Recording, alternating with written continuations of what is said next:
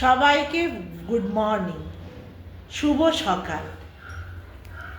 বিগত কিছুদিন ধরে কিছু যান্ত্রিক গোলযোগের জন্য আমি ভিডিও দিতে পারছি না।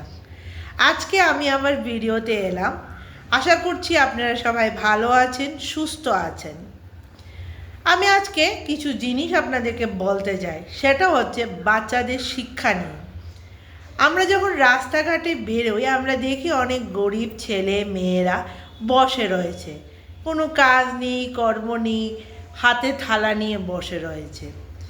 আবার কোনো কোনো জায়গায় দেখি আমরা লোকরা বলছে ইন্ডিয়ার যে ভারতবর্ষের যে সুপ্রিম কোর্ট আছে, হাইকোর্ট আছে, বলছে বাচ্চাদেরকে দিয়ে কোনো কাজ করবেন না, বাচ্চাদের এমপ্লয়মেন্ট যাতে না হয়। কিছু ইয়ারিং এইজ আছে, 14 বছরের নিচে বা 14 বছরের উপরে বাচ্চাদেরকে দিয়ে কোনো কাজ করানো যাবে না।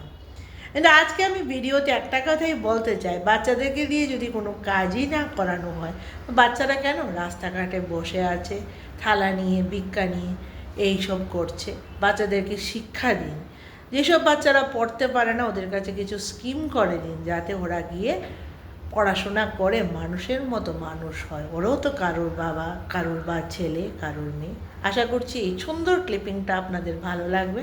নমস্কার সবাইকে, ভালো থাকবেন, সুস্থ থাকবেন।